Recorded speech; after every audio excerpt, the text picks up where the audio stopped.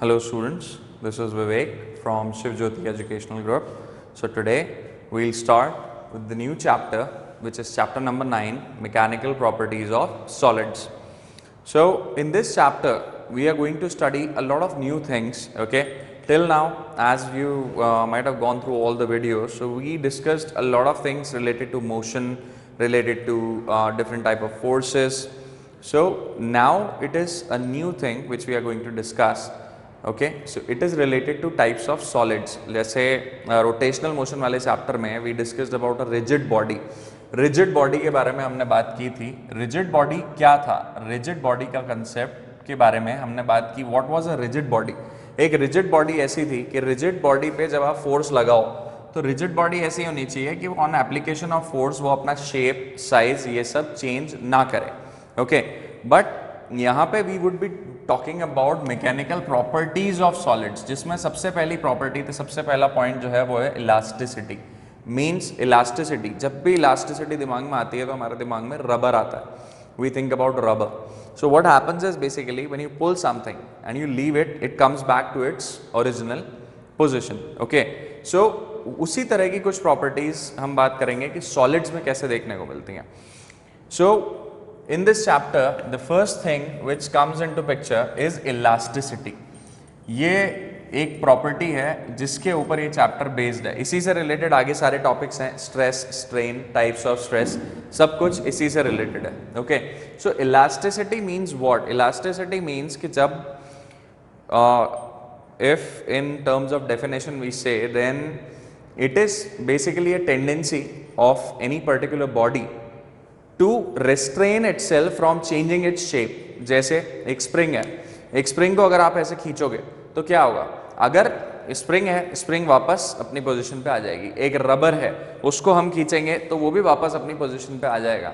But if we have any other solid then what would happen? In case of solid क्या होगा? तो point is her solid का अपना behaviour होता है. So point understand, there are two definitions. NCERT में आपकी जो टेक्स्ट बुक है उसमें डेफिनेशन अलग फॉर्म में है एंड बाकी जगह आप देखोगे तो मे बी आपको अलग फॉर्म में मिले. One says that it would restrain or it will give you, any body will give you a resistance in changing the shape or size. पहली डेफिनेशन ये कहती है कि it is the elasticity. Elasticity means what? The tendency of any body to restrain itself from changing its shape or size. सीधी सी बात है, आपने size change कर दिया, आपने उसको खींच लिया, खींचने से क्या हुआ? What happened? शेप चेंज हो गया, साइज चेंज हो गई. जैसे आपने छोड़ा वो वापस आके अपनी साइज पे वैसी की वैसी हो गई. ओके सो पहली डेफिनेशन ये है. दूसरी डेफिनेशन पहला कह रही है कि चेंज नहीं होने देगा. ओके दूसरी डेफिनेशन जो आपको एनसीईआरटी में भी अगर आप देखोगे, एनसीईआरटी टेक्स्ट बुक में आप चैप्टर खोलोगे उसमें लाइक फर्स्ट पेज पे ही आपको इलास्टिसिटी के बारे में काफ़ी पढ़ने को मिलेगा. सो ये कहता है कि शेप और साइज में चेंज नहीं आएगा. Next one, the next definition says like the tendency of a reforming force, the tendency of a reforming force to pull the body back to its actual size and shape. मतलब इसमें रीफॉर्मिंग force act करता है. Reforming force. Now what is the reforming force? अभी तक आपने बहुत सारे forces पढ़े हैं, you don't know about reforming. Reforming force जैसे एक सॉलिड है, let's say you have a solid rod like this. इसको अगर आपने स्ट्रेच किया, इसको आपने मान लीजिए इस तरफ स्ट्रेच किया, इस तरफ की तरफ खींचा इसको. So what would happen is, क्या होगा? ये एक फोर्स पीछे की तरफ लगाएगा to come in backward direction. That is called reforming force. Reforming मतलब अगर एक स्प्रिंग है, लेट्स से एक स्प्रिंग है, इसको, ये इसका नेचुरल साइज है. ओके अब इसको आपने यहाँ से पुल किया, पुल करके आप इसको ऐसे, इसको आपने ऐसे खींच दिया. सो व्हाट वुड हैपन इज, ये एक फोर्स लगाएगा इस डायरेक्शन में to regain its original shape. So that force Fr, we denote it with Fr, that is called a reforming force. Okay, तो तो ये डेफिनेशन कहती है कि वो अपना साइज चेंज नहीं करना चाहेगा, और ये कहता है कि एक रीफॉर्मिंग फोर्स लगाएगा, ओके, जिससे वो वापस अपनी जगह पे आ जाएगा। सो इट्स बेसिकली, लैंग्वेज आप पढ़ोगे तो दोनों का डेफिनेशन सेम है, ओके। इसका एक एग्जांपल आप ऐसे समझो, दो चीजें हम कंपेयर करते हैं, लेट्स से एक steel and rubber. So if I ask you that which material is more elastic, steel और rubber, तो सबके दिमाग में पहला कंसेप्ट जो आता है वो रबर का आता है। Everyone would think like rubber, obviously। क्यों? क्योंकि रबर को अगर आप खींचोगे, रबर को अगर आप मोड़ोगे तो वापस अपनी शेप पे आ जाएगा। लेकिन स्टील के केस में क्या होगा? अगर आप स्टील की चीज को, स्टील का चम्मच होता है घर में या कोई रॉड होती है, हम अगर उसको यूं मोड़ दें तो वो मुड़ा रह जाता है।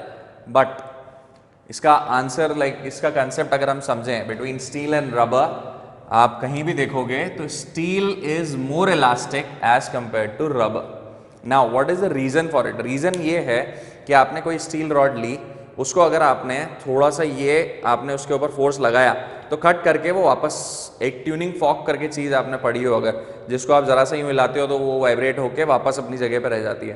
तो ये चीज रबर के कंपैरिजन में स्टील में ज्यादा होगी। आप स्टील रॉड को ऐसे खींच के अगर छोड़ोगे तो ये वापस अपनी पोजीशन पे बहुत स्पीडली आएगी as compare to rubber. So that's why steel is more elastic than rubber. But rubber को अगर आप मोड़ते हो और छोड़ते हो तो वो वापस आ जाएगा, लेकिन स्टील को अगर आप बहुत ज्यादा मोड़ दो तो वो मुड़ जाएगा और वो वापस अपनी पोजीशन पे कभी नहीं आ पाएगा। सो दिस थिंग, ये जो लिमिट है कि किस लिमिट तक उसको हम मोड़ सकते हैं या ले जा सकते हैं जिससे वो वापस आ जाए, that is called elastic limit, okay? That is called limit of elasticity also sometimes, कि एक particular extent तक ही आप उसको मोड़ सकते हो, okay?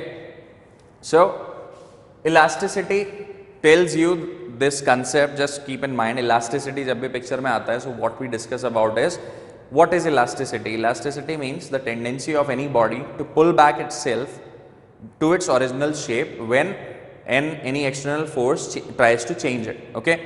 बाकी specific definitions you can find it in the text book. And point is, concept यही है कि किसी भी चीज का अगर आपने शेप चेंज किया तो वो वापस अपने ओरिजिनल शेप में आने की जो कोशिश करेगी, that is called elasticity, okay. Now इस इलास्टिसिटी के बाद जो कंसेप्ट्स हैं, जैसे आपने किसी चीज को खींचा तो कभी कभार तो वो वापस आ जाती है बिल्कुल एकदम, कहीं तो अगर आपने थोड़ा सा खींचा तो वो वापस आ गई। कई बार कंसेप्ट ऐसे होते हैं, आपने उसको खींच तो दिया, अब आपने इतना ज्यादा खींच दिया कि जब वो पीछे आई तो पीछे तो आई लेकिन एक पर्टिकुलर लिमिट तक आई, उसके बाद नहीं आई, ओके। और कुछ तो ऐसे होते हैं, आपने इतना जोर से खींच दिया कि वो टूटी है, ओके। सो ये सारे कंसेप्ट्स हम स्ट्रेस और स्ट्रेन में और डिटेल में पढ़ेंगे, ओके। सो स्ट्रेस के बारे में बात करें तो it is the restoring force acting per unit area, okay. Restoring force, deforming force, basically जैसे अगर आपने किसी भी ऑब्जेक्ट पे अगर फोर्स लगाया, जैसे एक डब्बा है, मैंने आपको ये एग्जांपल पहले भी रिजिड बॉडी के केस में भी समझाया था, एक कार्डबोर्ड है, ठीक है, या एक लेट्स से आपके पास प्लास्टिक की बॉल है जिसमें हवा भरी रहती है अंदर, ठीक है, आपने उसको दबाया, क्या होगा? आप फील कर सकते हो उस चीज को कि वो वापस अपने शेप पे आने की कोशिश कर रही है। कई बार प्लास्टिक की बॉल्स होती हैं घर पे, ठीक है, हमने उसको दबा दिया जोर से, क्या होगा? जैसे ही हमने उसको छोड़ा थोड़ी देर में हम देखेंगे कि उसने वापस अपने शेप पे आ गया। इसका मतलब जब हमने उसके ऊपर एक फोर्स लगाया ऊपर से अंदर की तरफ, तो कहीं ना कहीं कुछ ना एक फोर्स बाहर की तरफ भी एक्ट कर रहा था, ओके। सो यही फोर्स जो रीस्टोरिंग फोर्स है जो अंदर से लगाया जा रहा है, तो बेसिकली क्या होगा जब एक बॉडी इक्विलिब्रियम में है, मतलब जैसे वो उसने फोर्स लगाया और वो उस पर वापस अपनी जगह पे आ गई, so basically in that particular case कई बार रीस्टोरिंग फोर्स इक्वल्स टू होता है deforming force, okay. Getting the logic? Deforming force जिसकी वजह से वो डिफॉर्म हुआ और रीस्टोरिंग फोर्स जिसकी वजह से वो रीस्टोर हुआ, तो ये दोनों जब बराबर नहीं होंगे तो बॉडी अपने ओरिजिनल शेप पे नहीं आ पाएगी। बट मोस्ट केसेस में जब बॉडी रीगेन कर जाती है अपना शेप, तो we say that the restoring force is equals to the deforming force. So this restoring force acting per unit area, now which area? जिस एरिया पे ये पर्टिकुलरली एक्ट कर रहा है, ओके। Getting the logic? जैसे अगर एक रॉड है, लेट्स से ये एक रॉड है, ओके, अगर इस पे हम कोई फोर्स लगा रहे हैं, लेट्स से हम अगर इस पे इस डायरेक्शन में फोर्स लगा रहे हैं, तो जो एरिया जिस पे ये एक्ट कर रहा होगा वो ये होगा, on which it would be acting. ये कर्व्ड सरफेस एरिया नहीं ले लेंगे इसका हम पिक्चर में, हम ये वाला पर्टिकुलर एरिया लेंगे जिस पे ये एक्ट कर रहा है। Okay, so this restoring force per unit area को ही हम स्ट्रेस कहते हैं। ओके, और इसके केस में आपको ध्यान रखना पड़ेगा, फोर्स की यूनिट न्यूटन होती है, एरिया की मीटर स्क्वायर होती है। यूनिट्स का बहुत ज़्यादा ध्यान रखना है, ये मैं ऑलरेडी बता चुका हूँ। सो टाइप्स ऑफ स्ट्रेस की बात करें, so first one we have longitudinal stress, then we have shearing stress, इसको टेंजेंशियल स्ट्रेस भी बोलते हैं, and volume stress. Now difference क्या है इनमें? लॉन्गिट्यूडनल मतलब longitude you might have understood कि वो लेंथ के बारे में बात कर रहा है, बट इसमें भी दो टाइप्स आ जाते हैं, टेंसाइल और कंप्रेसिव। अब टेंसाइल और कंप्रेसिव में क्या फर्क है? टेंसाइल और कंप्रेसिव, कंप्रेसिव का मतलब आप समझ रहे होंगे, अगर आपके पास कोई रॉड है, लेट्स से एक रॉड है, हम इसको पुश कर रहे हैं अंदर की तरफ, we are trying to compress it, ठीक है, ये कंप्रेस होके मान लो यहाँ पे आ गई, ठीक है, ये कंप्रेस होके मान लो यहाँ पे आ गई, यहाँ तक आ गई, इस डायरेक्शन में इसके ऊपर लगाया हमने फोर्स, तो जो रिस्टोरिंग फोर्स होगा वो किस डायरेक्शन में एक्ट कर रहा होगा? इस डायरेक्शन में। ओके, तो इस केस में this is called compressive stress. Tensile में इसका उल्टा, एक रॉड है, लेट्स से दिस इज द रॉड, आपने इसको, ये रॉड है, आपने इसको इधर की तरफ खींचा, ये खींच के आपने इसको बड़ा कर दिया, तो बेसिकली आपने फोर्स लगाया इस डायरेक्शन में। Okay, you are stretching it basically, so इस केस में रिस्टोरिंग फोर्स बैकवर्ड डायरेक्शन में एक्ट करेगा। Okay, so this is called tensile stress. इस केस में जो स्ट्रेस जनरेट होगी that would be tensile stress. अगर रिस्टोरिंग फोर्स F है और इसका cross section area let's say A है, अंडरस्टैंड क्रॉस सेक्शन एरिया पे एक्ट कर रहा है फोर्स, तो ये अगर A है तो इस केस में स्ट्रेस क्या हो जाएगा? टेंसाइल स्ट्रेस वही F/A। ओके, फॉर्मूला वही है, बट फोर्स कहाँ पे कितने एरिया पे लग रहा है ये आपको फोकस करना पड़ेगा। देन वी हैव शेयरिंग और टेंजेंशियल स्ट्रेस। ये क्या होता है? इस केस में सिंपल सा आपने कई बार किया भी होगा ये घर पे, जैसे ये सिलेंडर है, अगर इस सिलेंडर पे मैं इस पार्ट को टच भी ना करूं, ये पार्ट फिक्स है, ये पार्ट ग्राउंड पे रखा हुआ है और ये फिक्स है, और मैं सिर्फ यहाँ पे टेंजेंशियली एक फोर्स F लगा दूं इस अपर सरफेस पे, तो क्या होगा? अब इमेजिन करो, कई बार होता है एक डब्बा पड़ा हुआ है फ्लोर पे, and what we do is हम उसके फ्लोर ग्राउंड को हाथ भी नहीं लगाते हैं, बेस को, और उसके ऊपर से मतलब उसका जो उसके ऊपर खड़े होने की कोशिश करते हैं, तो वो टेढ़ा हो जाता है, स्लाइड कर जाता है, यानी कि ये पार्ट कुछ ऐसा हो जाएगा उसका, ये और ये यूं टेढ़ा हो जाएगा इस तरह से। दैट्स द लॉजिक, ये डब्बा ऐसे टेढ़ा हो जाएगा अगर आप इस तरह इसके ऊपर यहाँ पे इस टेंजेंशियल फोर्स लगाओगे तो ये हो जाता है, ये पार्ट फिक्स है, ये टेढ़ा हुआ। सो इन दिस केस क्या हुआ? इन दिस केस ये चीज़ यहाँ से आगे चली गई, इसका जो नॉर्मल था, इसने बेसिकली अगर एंगल की बात करें तो यहाँ पे थीटा एंगल का मूवमेंट लिया, इस लेंथ को अगर हम मान लेते हैं डेल एक्स, कुछ डेल एक्स मान लेते हैं, और ये जो लेंथ हमारे पास है इस सिलेंडर की उसको एल मान लेते हैं, तो ये एंगुलर मूवमेंट हुआ उसमें, ये डब्बा ऐसे टेढ़ा हो गया, थीटा एंगल का मूवमेंट दिया, डेल एक्स इसने आगे की तरफ एक्स डायरेक्शन में हॉरिजॉन्टल मूवमेंट दिया, और लेंथ एल वैसी की वैसी है, ठीक है। तो इन तीनों में हम रिलेशन क्या निकाल सकते हैं? ये तो परपेंडिकुलर ही होगा, तो इफ यू कैन सी, तो यहाँ पे एक रिलेशन निकल के आता है, tan theta equals to perpendicular upon base, यानी कि डेल एक्स अपॉन एल। ये चीज क्लियर होनी चाहिए आपको, ये रिलेशन निकल के आता है tan theta equals to perpendicular upon base, that is del x upon L. Okay, so but ये सबको पता है कि ये जो थीटा होता है, ये जब हम चैप्टर की बात कर रहे हैं तो इसमें बहुत छोटे छोटे मूवमेंट्स है, बहुत बड़ा सा सिलेंडर है, मान लो उसके ऊपर टेंजेंशियल फोर्स लगाया, तो ये मूवमेंट बहुत, वो टेढ़ा हो गया हल्का सा, ये बहुत हल्का सा मूवमेंट है, ठीक है। तो बेसिकली ये theta is very small, here theta is very small, तो you know that when theta is very small, तो उस केस में tan theta is approximately equal to theta ही ले लेते हैं, ठीक है। तो बस वो थीटा यहाँ पे पुट करना है आपको, and you will get a relation del x upon L. So you can simply write it as, ये वाला रिलेशन आप यूज कर सकते हो, डेल एक्स बराबर एल थीटा, और even theta equals to del x upon L, somewhat like this. Okay, so ये सारी चीज आपको पता होनी चाहिए, how to use it, how to understand that किस तरह से ये कैलकुलेशन हो रहा है। सो इस केस में भी स्ट्रेस वही रहेगा F अपॉन ए। ओके, स्ट्रेस का फॉर्मूला वही है सब जगह, बट इसके टाइप्स अलग अलग हैं, इसका लॉजिक अलग अलग है जो भी हम यूज करते हैं। ओके, सो अंडरस्टैंड, ये सारी चीजें आपको समझ में आनी चाहिए यहाँ पे। Okay, then we have volume stress. Volume stress के केस में क्या होगा? वॉल्यूम स्ट्रेस के केस में ऐसा समझो कि एक लेट्स से कोई पानी भरा हुआ है इसमें, मान लो पूरे में, if we have this, and अगर इसमें हमने कोई बॉडी को पुट कर दिया, एक बॉडी डाल दी हमने इसमें, लेट्स से कुछ ये तो बहुत साउंड सा शेप हो गया, इसकी जगह अगर हम एक रिजिड बॉडी का शेप बना लेते हैं तो इट वुड बी लाइक ये इस तरह का शेप बन जाएगा। What happens in water is, आपको मालूम है, इसके ऊपर हर तरफ से एक फोर्स लगना स्टार्ट हो जाता है, हर तरफ से इस पे एक फोर्स लगना स्टार्ट हो जाता है, इसके एरिया पे हर तरफ से कोई फोर्स F मान लेते हैं और इसका अगर एरिया A मान ले हम, तो हर तरफ से इसके ऊपर फोर्स कौन सा लग रहा होगा? F by A। Getting the logic? और कई जगह पे यू नो ये जो F बाय A को हम प्रेशर भी बोलते हैं, प्रेशर का भी यही होता है, बट यहाँ पे सीन अलग अलग होगा। ये फोर्स एक्ट कर रहा है डाउनवर्ड डायरेक्शन में, एंड क्या होगा जब ये डाउनवर्ड इसको कंप्रेस करने की कोशिश कर रहा है तो एक फोर्स अंदर से भी तो लग रहा होगा। ओके, एक फोर्स अंदर से भी लग रहा होगा, मतलब अंदर भी कोई डिफरेंस, मान लो यहाँ पे प्रेशर P है और अंदर से प्रेशर P नॉट है, हवा भरी हुई है इसमें, तो क्या होगा? ये जो P होगा इसकी जगह पे you would be using del P, that is P minus P naught. ये आपने पहले चैप्टर्स में काफ़ी जगह डिस्कस किया होगा जब ये टॉपिक पढ़ा होगा प्रेशर से रिलेटेड, नहीं भी तो you just need to understand कि हाँ प्रेशर डिफरेंस लेना पड़ेगा यहाँ पे। Okay, so these are the types of stress and these things should be clear to you that how to use them. Okay, okay, next we'll discuss about strain. Okay, so next topic is strain. Strain, it is change in dimension upon original dimension. Simple, जैसे आपने अगर किसी body पे force लगाया, उस body ने दोबारा restoring force लगाया तो उसमें उसका डायमेंशन चेंज हुआ। So the ratio of change in dimension upon original dimension, ये is called strain. This is called strain. Stress क्या था?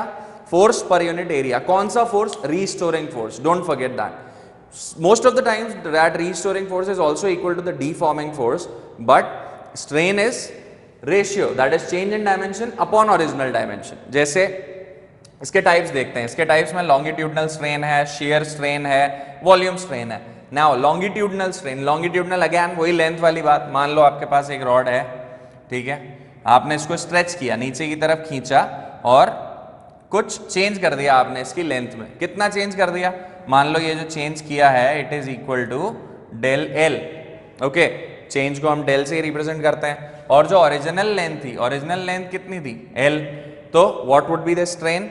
Strain will be equal to del L upon L. Okay, इस case में जो strain हो जाएगा वो हो जाएगा del L upon L. Okay, great, ये हुआ आपका लॉन्गिट्यूडनल स्ट्रेन। ठीक है, अगर हम शेयर स्ट्रेन की बात करें, शेयर स्ट्रेन में मैंने अभी अभी एग्जांपल समझाया था आपको कि अगर आपने टेंजेंशियल फोर्स लगाया है, उसकी वजह से अगर उसमें थीटा मूवमेंट आया है तो क्या होगा? मींस ये है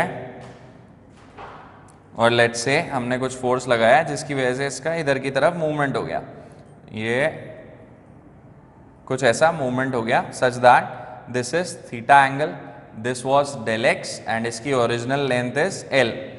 तो इसमें हमने बात की थी चेंज कितना आया? डेल एक्स, ओरिजिनल क्या थी? एल। तो इस केस में स्ट्रेन क्या हो जाएगा? डेल एक्स अपॉन एल, जिसकी वैल्यू क्या हो रही थी? Equal to tan theta. Tan theta और थीटा बहुत स्मॉल है तो टैन थीटा इक्वल टू, तो ये theta which is in radian, ये ध्यान रखना आप बस कि ये जो थीटा है वो रेडियन में होना चाहिए। तो ये जो होगा डेल एक्स अपॉन एल, ये हो जाएगा आपका shear strain. Okay, now volume strain की बात करते हैं। वॉल्यूम के केस में मैंने आपको समझाया क्या था। वॉल्यूम में ये हो रहा था कि एक बॉडी है, उसके ऊपर आपने, ये पानी में है और इसके ऊपर जब हम फोर्स लग रहा होगा बाहर से पानी में और हर पॉइंट पे फोर्स एक्ट करता है तो ये कुछ श्रिंक हो जाएगी, यानी कि इसमें जो चेंज आएगा, चेंज क्या होता है? Final minus initial. तो अगर इनिशियल वेलोसिटी v थी और फाइनल वेलोसिटी कम हो गई तो इसमें जो चेंज आएगा वो क्या होगा? This del v would be negative, ये चीज आप ध्यान रखना। तो इसीलिए चेंज इन डायमेंशन कितना हो गया? Del v upon original v, but due to this being negative हम एक नेगेटिव साइन लगाते हैं यहाँ पे। तो ये जो वॉल्यूम स्ट्रेन होगा that would be negative of del v by v। Just remember this thing, okay, del v by v। Okay, और स्ट्रेन को हम इस सिंबल से डिनोट करते हैं। This is the symbol which we use to denote strain. Okay, stress का symbol मैंने आपको उस वहां पे मैं बोलना भूल गया था, it would be this is called sigma and this is like sort of E. ये क्या होता है, ये नेमिंग क्या होती है इसकी वो आप आगे देखोगे, just name it strain for right now. Stress would be sigma, ये सिंबल यूज होते हैं। पॉइंट इज ये आपको टाइप्स इसके समझ में आने चाहिए। Okay, so these are the types of stress and strain. Now दूसरी इंपॉर्टेंट चीज जो हमें यहाँ पे देखना है वो ये देखना है कि ये जो भी हम फोर्स लगा रहे हैं क्या हो रहा है। बेसिकली जैसे आप इसके ऊपर जैसे आपने टेंजेंशियल फोर्स लगाया जिसकी वजह से ये इधर घूम गया, वो फोर्स अगर आप रोकोगे नहीं तो क्या होगा। इमेजिन एक स्प्रिंग है, एक स्प्रिंग को आपने खींचा, अब क्या होगा आप देख रहे होगे कि धीरे धीरे धीरे धीरे करके उस स्प्रिंग को खींचना आपके लिए मुश्किल होता जा रहा होगा। गेटिंग द लॉजिक, धीरे धीरे उस स्प्रिंग को खींचे रखना आपके लिए बहुत मुश्किल हो गया होगा। मतलब जैसे जैसे आप उसको खींचते जा रहे हो और वो भी अपना फोर्स लगा रही है वापस आने के लिए, ठीक है, तो it would have been very difficult for you कि और खींचो आप उसको। तो क्या हो रहा है, जैसे जैसे आप उसकी साइज को डिटीरियरेट कर रहे हो, उसको बिगाड़ रहे हो, उसको और खींच रहे हो, स्ट्रेच कर रहे हो, वैसे वैसे उसका चेंज भी बढ़ रहा है। मतलब समझो, जैसे जैसे स्ट्रेस बढ़ रहा है वैसे वैसे स्ट्रेन भी बढ़ रहा है। गेटिंग द लॉजिक, स्ट्रेन क्या हुआ, change in dimension upon original dimension. तो जैसे जैसे चेंज बढ़ेगा वैसे वैसे स्ट्रेन बढ़ेगा। चेंज कब बढ़ेगा, जब स्ट्रेस ज्यादा लगाओगे, जब आप और जोर से खींचोगे। गेटिंग, सो बेसिकली जैसे जैसे ये बढ़ रहा है वैसे वैसे ये बढ़ रहा है। आप स्ट्रेस कम कर दो, स्ट्रेन भी कम हो जाएगा, चेंज भी कम हो जाएगा। मतलब क्या हुआ, मतलब ये हुआ कि this stress is directly proportional to strain. Getting the logic, stress is directly proportional to strain and this law is called Hooke's law. ये जो लॉ है आपका यही Hooke's law कहलाता है। ओके, अब इसको कैसे सॉल्व किया जाता है, इसको सॉल्व किया जाता है स्ट्रेस। आपको मालूम है प्रोपोर्शनैलिटी साइन जब भी हटाना होता है तो हम क्या करते हैं, एक कांस्टेंट लेके आते हैं। Okay, now this constant is very important, ये हो जाता है आपका stress upon strain. Okay, and this is going to be the most important thing about this chapter E, which is stress upon strain, जहां पे ई है modulus of elasticity, modulus of elasticity. Okay, and यहां पे आपको क्या करना है, simple फॉर्मूले पुट करते जाओ। एंड अब आपके दिमाग में आ रहा होगा सर कौन सा फॉर्मूला, स्ट्रेस का तो ठीक है F बाय, स्ट्रेन में कौन सा, स्ट्रेस का तो फॉर्मूला फिक्स है बट स्ट्रेन में कौन सा। So for this we'll discuss a lot of things about modulus, किस तरह के मॉड्यूलस आते हैं, क्या क्या चीजें होती हैं, but in the next part of this chapter. Till then, go through this video, read every concept, and in the second part we'll discuss a few more concepts as well as the numericals.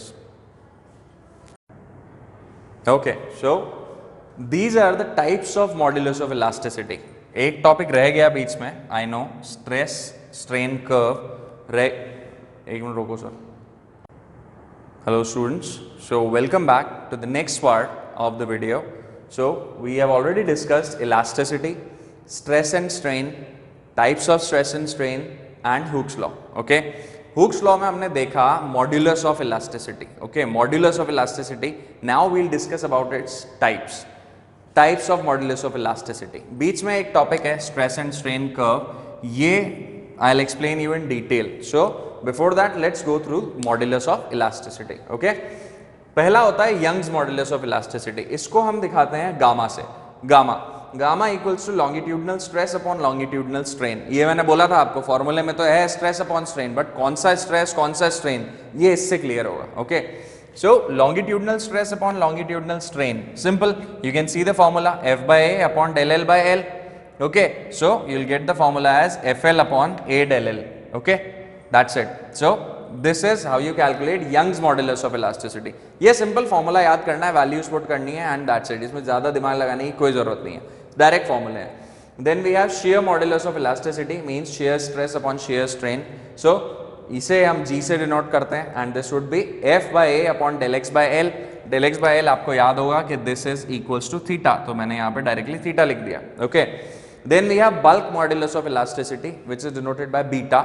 So this will be equal to volume stress upon volume strain. कई किताबों में आपको ये B से भी दिख सकता है, mostly it is represented as beta. Okay, so ये होता है volume stress upon volume strain. Okay, equals to F by A upon negative of del V by V. इसको जब सॉल्व करोगे तो ऊपर आ जाएगा एफ बाई ए, तो हमारा मैंने आपको बताया था change in pressure del P and del V by V, ऐसा का ऐसा ऊपर आ जाएगा। Okay, these are just formulas, बस आप ये याद रखो कि हाँ यंग्स मॉडुलस मतलब लॉन्गिट्यूडनल का रेशियो एंड शेयर मॉडुलस मतलब शेयर का ratio, shear stress upon shear strain, and bulk modulus मतलब volume stress upon volume strain का रेशियो। That's it. ओके, ये ध्यान रखना है आपको। Next we'll discuss about stress strain curve. So this is the stress strain curve. Okay, you can see we have two axes, this one is the strain axis, this one is the stress axis. Okay, so this is the curve which shows कि एक body को या एक rod को या एक spring को, किसी भी चीज को अगर आप खींचोगे, उस पर आप जो फोर्स लगा रहे हो, like when you are trying to deform it, so what would happen, like when you will stretch it, तो क्या क्या फिनोमेनास पिक्चर में आते हैं वो देखो। See from point O to A, ये ग्राफ बिल्कुल स्ट्रेट लाइन है। Straight line means direct proportionality जब होती है तब स्ट्रेट लाइन ग्राफ आता है। So from O to A आपने खींचा, प्रोपोर्शनल है, जैसे जैसे आप स्ट्रेस बढ़ा रहे हो वैसे वैसे स्ट्रेन बढ़ रहा है, स्ट्रेन बढ़ रहा है, बढ़ रहा है, बढ़ता जा रहा है, स्ट्रेस बढ़ रहा है, स्ट्रेन भी बढ़ रहा है, मतलब प्रोपोर्शनैलिटी बिल्कुल सही चल रही है यहां तक, बिल्कुल एकदम 0 से A तक प्रोपोर्शनैलिटी बिल्कुल सही चल रही है। बट क्या होगा, एक पॉइंट पे जाके ऐसा हो जाएगा कि आप उसको खींच तो रहे हो, but what would happen is उसमें स्ट्रेस, आप फोर्स तो कम लगा रहे हो बट स्ट्रेन जो है, गेटिंग द लॉजिक, या ऐसा समझो कि आप उस पर फोर्स लगाए जा रहे हो, आप बढ़ाए जा रहे हो फोर्स को धीरे धीरे, आपने बढ़ा के इतना बढ़ा दिया कि उसमें जो स्ट्रेन है, स्ट्रेन यानी कि एक परमानेंट डिफॉर्मिटी, एक परमानेंट चेंज की तरफ वो बढ़ रहा है, कि अब अगर उसमें जो चेंज आया इस लिमिट के बाद तो क्या होगा, आपने फोर्स को जरा सा भी बढ़ाया तो उसमें जो चेंज होगा वो बहुत बड़ा हो जाएगा, यानी कि एक परमानेंट चेंज हो जाएगा, तो वो इस पॉइंट के बाद आ जाता है। इसके बाद ऐसा नहीं रहा, अभी तक क्या चल रहा है, जैसे जैसे स्ट्रेस बढ़ रहा है वैसे वैसे स्ट्रेन बढ़ रहा है, इस पॉइंट तक बिल्कुल O टू A, O से लेके A तक कुछ भी नहीं हो रहा है, आराम से जैसे जैसे स्ट्रेस बढ़ रहा है वैसे वैसे स्ट्रेन भी बढ़ रहा है, सेम प्रोपोर्शनल चल रहा है। बट इसके बाद क्या हुआ, ये देखो इसके बाद क्या हुआ, ये तो अब यहां तक तो बिल्कुल एकदम सही चल रहा था, यहां तक तो जैसे जैसे ये बढ़ा वैसे वैसे ये भी बढ़ा, बट इसके बाद क्या हुआ, यहाँ पे देखो, अगर इस पॉइंट पे हम बात करें तो इस पॉइंट पे स्ट्रेस स्ट्रेन जो है वो देखो वो कितना, वो तो यहाँ से यहाँ गया, बट स्ट्रेस देखो इनके लेवल्स में चेंज आ गया, मतलब ये इतना ऊपर आया और ये इतना सा आगे गया, गेटिंग द लॉजिक, मतलब हमने और फोर्स लगा के उसका स्ट्रेस स्ट्रेन लेवल जो था वो ऐसा कर दिया कि it is going towards permanent damage, या फिर यूं कह लो कि परमानेंट चेंज आ रहा है उसमें एक, getting the logic. So this point A point, जिसके बाद ये प्रोपोर्शनैलिटी खत्म हो गई एंड ग्राफ इस तरह से गया, ग्राफ इस तरह से गया, इस तरह से जाने का मतलब क्या होता है, इस तरह से जाने का ये मतलब होता है कि स्ट्रेस में उतना चेंज नहीं आया जितना स्ट्रेन में आ गया, गेटिंग द लॉजिक। स्ट्रेन मतलब change in dimension, change in dimension ज्यादा हो रहा है एज कंपेयर टू जो हम स्ट्रेस लगा रहे हैं, ठीक है। तो ये पॉइंट पार करने के बाद ही एक परमानेंट डिफॉर्मेशन आ जाता है बॉडी में, एक परमानेंट मतलब चेंज आ जाता है उसमें, गेटिंग द लॉजिक। सो इसके बाद ऐसा होगा, A पॉइंट तक ऐसा हुआ कि आपने खींचा और छोड़ा तो वो वापस आ जाएगा अपनी जगह पर, बट इसके बाद आपने खींचा और छोड़ा तो वो वापस तो आएगा, बट एक लिमिट तक, वो अब ओरिजिनल पोजीशन नहीं आ सकता, ठीक है। तो इसके बाद इसलिए इस पॉइंट को यहाँ पे बोलते हैं लिमिट ऑफ प्रोपोर्शनैलिटी, यहां तक तो प्रोपोर्शन है, स्ट्रेस स्ट्रेन एक साथ, ये बढ़ रहा है तो ये भी बढ़ रहा है, बट इसके बाद ऐसा नहीं है, इसके बाद थोड़ा सा स्ट्रेस और बढ़ाया तो स्ट्रेन बहुत ज्यादा बढ़ जाएगा, गेटिंग। तो ये भी कहां तक होगा, ये भी B पॉइंट तक होगा, B पॉइंट तक होगा, सिर्फ ये कि हाँ वो फिर भी वापस आएगा, ओके, मींस B पॉइंट तक फिर भी चांस होता है कि हाँ चलो ठीक है अभी वापस आने के चांसेस हैं। इसके बाद B पॉइंट कहलाता है इलास्टिक लिमिट, इसके बाद खत्म हो गई इलास्टिसिटी, इलास्टिसिटी का कंसेप्ट ही खत्म हो गया यहाँ पे। इसके बाद गया वो, मतलब इलास्टिक जो था उसका बिहेवियर, कि इसके बाद आपने अगर खींचा तो अब तो वो वापस भी नहीं आ रहा, वो एक बार अगर डिफॉर्मिटी उसमें चेंज जो आया है वो अब परमानेंट है। तो देखो ये जो इसके बाद तो कोई भी एक पॉइंट ऐसा आ गया कि यहाँ पे मतलब एक परमानेंट, इसके बाद जैसे यहाँ पे ये C पॉइंट मार्क है तो ये देखो यहाँ पे ये O डैश मार्क किया हुआ है परमानेंट स्ट्रेन, कि ये फेज ऐसा है कि इसमें अब जितना खींच दो, सॉरी सो आप जितना खींच दो क्या होगा, आपने अगर बहुत अच्छे से खींच दिया तो जो चेंज इन लेंथ है वो बहुत ज्यादा हो जाएगा, ठीक है, या फिर थोड़ा कम रह जाएगा बस। लेकिन ये पॉइंट ऐसा है कि अब वो परमानेंट आ गया कि वो चेंज तो हो गया, अब उसके और वो ओरिजिनल साइज तो बिल्कुल भी नहीं आ रही उसकी, जितना वो चेंज आ गया उसमें लेंथ में वो आ गया, ठीक है। इसीलिए यहाँ पे इस पॉइंट को मार्क करते हैं हम O dash, that this is a permanent strain type thing, ठीक है। यही रीजन है कि ये जो एरिया है, ये देखो यहाँ पे मैंने मेंशन किया हुआ है एरियाज को, ओबी जो है वो इलास्टिक रीजन है, दिस ओबी यहाँ तक तो फिर भी इलास्टिसिटी चलती है, बट बी के बाद वो खत्म हो जाती है। और इसके बाद जो रीजन आएगा वो आ जाएगा B D, that is plastic region. Plastic region क्यों बोला है इसको, वो इसलिए बोला है जैसे अगर आप एक प्लास्टिक की शीट ले लो, एक प्लास्टिक की शीट ली, उसको अगर आपने खींच दिया ऐसे करके तो क्या होगा, खत्म, वो खिंच गई, वो तो लंबी हो गई, जो भी चेंज आना था वो आ गया, वो वापस नहीं जा सकती अब।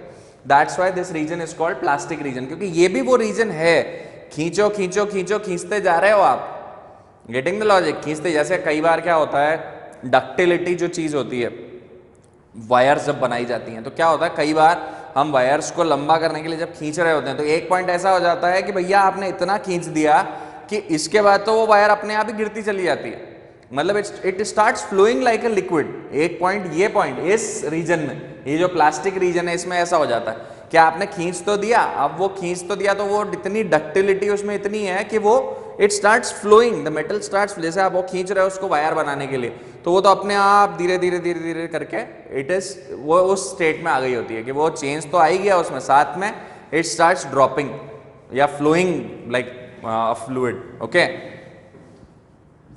देन आफ्टर दिस पॉइंट, ये ठीक है एक पॉइंट, अब एक पॉइंट फिर एंड में उसमें ऐसा भी आता है जिसके बाद फिर अगर उससे ज्यादा फोर्स लग गया तो खेल खत्म, वो टूट ही जाएगा, ठीक है। ब्रिटलनेस जैसे बोलते हैं, ब्रिटलनेस कैसे होता है, जैसे कोई भी चीज है, जैसे आपने उठाया यूं किया, टक किया, टूट गया, तो एक पॉइंट ऐसा आता है कि आप खींच रहे हो किसी चीज को, अगर आपने बहुत एकदम से बहुत तेज खींच दिया तो क्या होगा, खट, 2 पॉइंट टुकड़ों में टूट गई स्प्रिंग, वो पॉइंट ये होता है मैक्सिमम स्ट्रेस। इसके बाद स्ट्रेस खत्म, इसके बाद स्ट्रेस नहीं बढ़ सकता, ये मैक्सिमम स्ट्रेस है, ये इसीलिए इसको ब्रेकिंग स्ट्रेस भी बोलते हैं इस पॉइंट को, ठीक है। ये मैक्सिमम है, इसके बाद खेल खत्म है, ठीक है।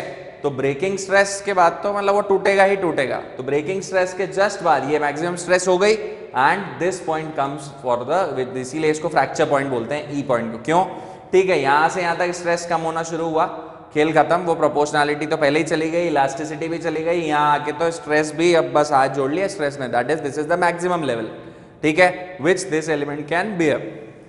उसके बाद एक पॉइंट पे आके इट वुड ब्रेक, इसीलिए इसको फ्रैक्चर पॉइंट बोलते हैं कि उसमें परमानेंट डिफॉर्मिटी आ जाएगी, okay. So this is the stress strain curve, what you need to understand from this is different points क्या क्या हैं, different region, elastic region, plastic region, क्या होता है इसमें, कैसे होता है, hope you got that, okay. So now we'll discuss the next one, which is potential energy, okay. So the next topic is potential energy or the elastic potential energy of a stressed spring. एक spring है, let's see, यहाँ पे बहुत कुछ लिखा हुआ है, you need to focus on जैसे जैसे मैं बताता जा रहा हूँ, okay. ये spring है, एक spring को आपने यहाँ से stretch किया, let's say उसमें change आया del L का, okay. तो कुछ रिफॉर्मिंग फोर्स पीछे की तरफ लगाएगा, ये पीछे की तरफ खींचेगा ना वापस अपनी ओरिजिनल स्टेट पे, तो ये जो रिफॉर्मिंग फोर्स होगा ये क्या होगा, ये बेसिकली किसके बराबर होता है, एफ इलास्टिक, इसके स्प्रिंग के केस में you know F equals to K X होता है। नेगेटिव हम जो लेते हैं नेगेटिव वाला साइन होता है क्योंकि ऑपोजिट डायरेक्शंस का फर्क होता है, बट यहाँ पे हम डायरेक्शन रिफॉर्मिंग फोर्स की बात कर रहे हैं इसकी, तो इस केस में it would be F R equals to K into del L, जो ये एल डिफॉर्मेशन आया वो हो जाएगी x की वैल्यू, यहाँ पे के एक्स होता है फॉर्मूला वैसे, वहां पे x की जगह पे हम डेल एल यूज कर रहे हैं, okay. So F R equals to K into del L. Now अब ये रिफॉर्मिंग फोर्स जो है, फोर्स के बारे में हम देख चुके हैं, अगर स्ट्रेस और स्ट्रेन के रिलेशन पे जाएं तो हमने ये देखा था यंग्स मॉड्यूलस ऑफ इलास्टिसिटी क्या होता है, ये होता है एफ इंटू एल अपॉन ए इंटू डेल एल, ओके। इस यहाँ से हम इस फोर्स की वैल्यू निकाल सकते हैं, तो वो फोर्स की वैल्यू आ जाएगी ये F equals to Young's modulus into A upon L into del L, simple, ये वही रिलेशन है यंग्स मॉड्यूलस का, उसमें से एफ की वैल्यू निकाली और यहाँ पे पुट करी, यहाँ पे पुट करी, तो व्हाट आर वी गेटिंग, के इंटू डेल एल इसकी वैल्यू थी, विल बी इक्वल टू जो एफ की वैल्यू है ये रही, Young's modulus into A upon L, वो यहाँ पे पुट करी, तो डेल एल कैंसिल, हमारे पास के की वैल्यू आ गई which is Young's modulus into A by L, okay. क्या किया, यंग्स मॉडुलस में से F की वैल्यू निकाली, F की वैल्यू यही रिफॉर्मिंग फोर्स और ये सेम बात होगी, यहां पुट करी, यहां से K की वैल्यू निकाली, दैट्स इट। नेक्स्ट हमें मालूम है फॉर्मूला जो एनर्जी का होता है इस केस में, स्प्रिंग के केस में, तो इट इज हाफ के एक्स स्क्वायर। यहाँ पे डेल एक्स स्क्वायर या x square, it's about the deformation. वो डिफॉर्मेशन कितना आया था, डेल एल, तो उसकी वैल्यू रख दी डेल एल और के की वैल्यू यहां से उठा के यहां पुट करी, getting okay. Then next step में हमने सिर्फ एक एल और एल ऊपर नीचे मल्टीप्लाई कराया। क्यों कराया, देखो यहाँ एल है यहाँ एल है, तो एल स्क्वायर आ जाएगा, तो वो इसके नीचे आ जाएगा। सो फाइनली यही हुआ, डेल एल अपॉन एल का होल स्क्वायर और हाफ ये यंग्स मॉडुलस तो है ही, एंड ये जो एल था वो इसके साथ मल्टीप्लाई हो गया। ओके, सो यहां पे कैलकुलेशन क्या हुई है एक बार अच्छे से समझ लो। यहां पे हमारे पास था 1/2 गामा ए, ये Young's modulus gamma is one and the same thing, और हमारे पास था ए, ठीक है, ए लिखा, ये एल और ये एल मल्टीप्लाई होंगे तो एल स्क्वायर बनाएंगे और इसके नीचे आएंगे, तो हमारे पास क्या आएगा, डेल एल अपॉन एल का होल स्क्वायर, ये और ये, बट यहां पे भी तो एक एल है, उसको ए से मल्टीप्लाई करा देते हैं, एल, ठीक है। तो ये ओवरऑल बचा हमारे पास जो मैंने यहां पे लिखा हुआ है, हाफ गामा ए एल और डेल एल बाय एल का स्क्वायर। ये एल कैपिटल लिखने की जरूरत नहीं है, it's one and the same thing, L ही है ये, ठीक है। A L area into length, जो भी लेंथ है इसकी, लेंथ इंटू एरिया क्या होता है, वॉल्यूम होता है, ओके। तो हाफ गामा ए एल यानी कि वॉल्यूम और ये स्ट्रेन का स्क्वायर, ओके। इसके बाद क्या, इसके बाद सिंपल हमें मालूम है गामा क्या होता है, gamma equal to stress upon strain होता है, गामा स्ट्रेस अपॉन स्ट्रेन होता है, तो आप यहां पे क्या लिख सकते हो, half into stress upon strain अगर लिखें और बाकी का ऐसा लिख दें, वॉल्यूम इंटू स्ट्रेन का स्क्वायर, तो ये एक स्ट्रेन और एक स्ट्रेन कट गया, बचा क्या formula, half into stress into volume into strain. So this is the basic formula of energy. Energy को डिनोट किया जाता है यू से, पोटेंशियल एनर्जी को। सो ये फॉर्मूला हो जाता है एनर्जी ऑफ अ स्प्रिंग का, half into stress into volume into strain, okay. So this is the formula which you need to use and this is the derivation. This is an important derivation, so just go through it properly and ये calculation अच्छे से समझो कैसे आई। So these were the topics which we discussed. Now this is all about the chapter. बहुत छोटा सा chapter है, main thing फॉर्मूले ही फॉर्मूले हैं। Next open your textbook so that we can discuss some of the questions. Simple मैं बताऊंगा आपको कैसे फॉर्मूले से डायरेक्टली वो क्वेश्चन सॉल्व हो रहा है। Page number 240 of your text book, example number 9.1, पढ़ो इसको। It says a structural steel rod has a radius of 10 mm and a length of 1 meters. A 100 kilonewton force stretches it along its length. Okay, what we need to calculate is stress, elongation and the strain on the rod. Stress F by A, देखो पढ़ो नीचे, देखो solution में क्या कर रखा है, stress equal to F by A pi R square, area of cross section बोला था मैंने, ठीक है। तो पाई आर स्क्वायर ले लिया, वैल्यूज पुट करी, दैट्स इट। फिर इलोंगेशन निकालना है, इलोंगेशन मतलब डेल एल, इलोंगेशन यहाँ देखा ना हमने, दिस इज द इलोंगेशन, कितना खिंचा, एक रॉड है उसको खींचा, उसमें डेल एल का चेंज आ गया, तो del L would be the elongation. देखो वही कैलकुलेट किया हुआ है, simple formula, strain del L by L, del L calculate कर लिया, उसको फॉर्मूले में पुट कर दिया, दैट्स इट, और कुछ भी नहीं है। Getting great. So this is a very good question, ये इससे आपको फॉर्मूला कैसे यूज करना है ये समझ में आएगा। नेक्स्ट आप ओपन अप करो page number 242 page number open करो, इसमें एग्जाम्पल 9.4 देखो क्या कह रहा है ये, a square lead slab of 50 centimetre and thickness 10 centimetre is subject to a shearing force of 9 × 10⁴ newtons and the lower edge is riveted to the floor. How much will the upper edge be displaced? ऊपर से tangential force, sharing की बात आ रही है, tangential force लगाएंगे तो वो आगे कितना जाएगा, यानी कि डेल एक्स, ओके। देखो इसमें क्या किया हुआ है, पहले तो एरिया निकाल लिया, एरिया कैसे, हमारे को साइड्स दे रखी हैं, वो एरिया निकल जाएगा, length into breadth, okay. Then stress applied कैसे निकलेगा, स्ट्रेस क्या होता है, force per unit area, simple.